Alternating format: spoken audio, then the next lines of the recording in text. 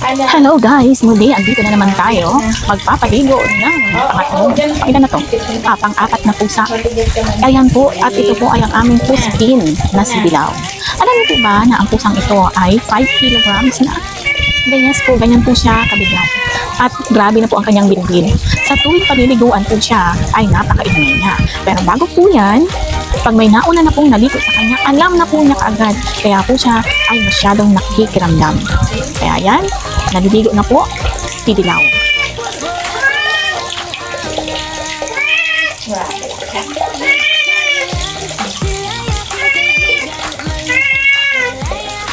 So yan, siya po ay masyadong iskandaloso. Ito pong si Dilaw ay kapon po yan. At katulad din po ni Mumu, yan pong pusang yan ay mabait. Hindi po siya mahilig makipag-away. Siya po ay tumatahimik lang sa isang tabi. Pag may bagong pusa, siya po ay nagtatago. Siya po ay nagtatampo. At pag siya po ay ginalitan, ay nako, asahan niyo na po. At hindi po yan kakain. Magka-hunger strike po yan. Ganyan po ang ugali ni Dilaw. So ayan po, pinaliliguan na po natin siya. Muli po ay sinasabunan po natin siya. Sinasyampuhan po ng Madre de Cacao. Ito po si Dilaw ay nasa 9 na taong gulang na. Nasa 8 taong gulang na po siya. Kita niyo naman po ang mga buka ng kanyang bibig. Akala mo naman po kung ano na ang gagawin sa kanya. Paliliguan lang naman po siya. Akala mo naman kung sino nila. Akala mo naman kung napapano na. Akala mo naman ay inaapi siya. Diba? Hindi po yan gaano makatalon kasi mabigat po ang kanyang mga katawan. Pero, pinaapakan ko pa rin po ang dalawang hulihang paa niya para hindi siya po gaano makagalaw at nang mapaliguan ko po siya ng ayos. Sige po ang sigaw ni Dilaw. Sige ang ingaw ni Dilaw. Hindi ko alam kung anong ibig sabihin, kung anong gusto niyang sabihin. Ganyan po siya tuwing liliguan. Masyadong maingay. Pero isa po yan sa malalambing naming pusa.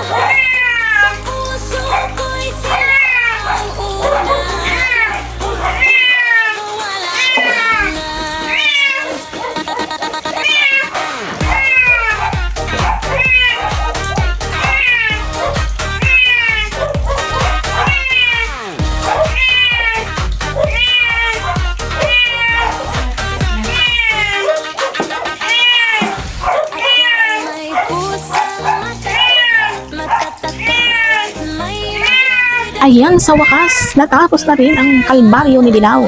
Tapos na rin po siyang paliguan, tahimik na. Tingnan niyo naman po ang itsura niya. Masyado ng guwapo. Pero po, take note, si Dilaw po ay baklang pusa. Yan po ay best friend ni Itim. Bakla po yan si Dilaw.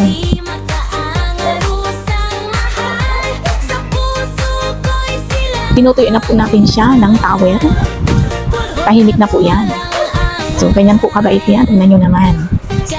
Alam niyo po bang yan si Dilaw ay never pa po iyang nakalayas. Kasi po pag inilalabas po namin siya, grabe po, nangangatok po ang kanyang katawan. Takot po siya sa labas. Kaya kawawa po yan pag halimbawa ay nasa labas siya or aksidente na nakawala. Hindi niya po alam kung paano makasurvive.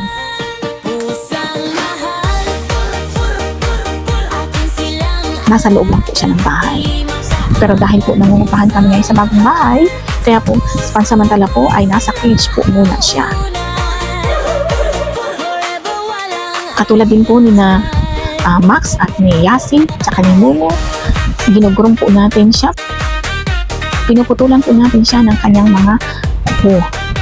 Kasi alam niyo na po, para iwas din po makakalimot sa kanyang mga kasamahang pusa. Yung aksidente makakalimot po siya. O kaya sa pagpatalim po. Ganyan po sila, sanay na sanay po yung pinuputulan ng mga kuko. Very good po yung dilaw namin. Kaya lang sobrang mabigat po yan. Minsan po dadalhin din po namin siya sa SM. Hindi ko lang alam kung ano magiging reaction niya sa SM. Baka ang gagawin niya pa na ingaw na ingaw sa SM. Kasi hindi nga po siya sanay sa labas. Pero sasanayin na po namin siya sa labas. Para naman po hindi siya masyadong aloof sa tao. Kasi kawawa naman po na ang nakikita lang niya po ay itong loob ng bahay.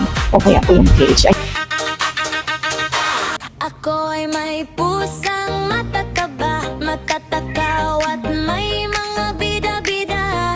Akin silang alaga sa bahay. Pusang mahal-mahal din pagkain nila.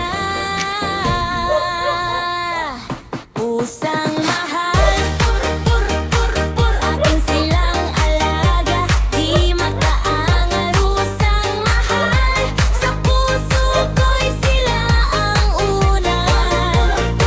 Forever Yan po, in-sprayan po natin siya ng Vetmor para po iwas po sa mga parasites. Ayan, tapos na maligo si Dilaw. at malay.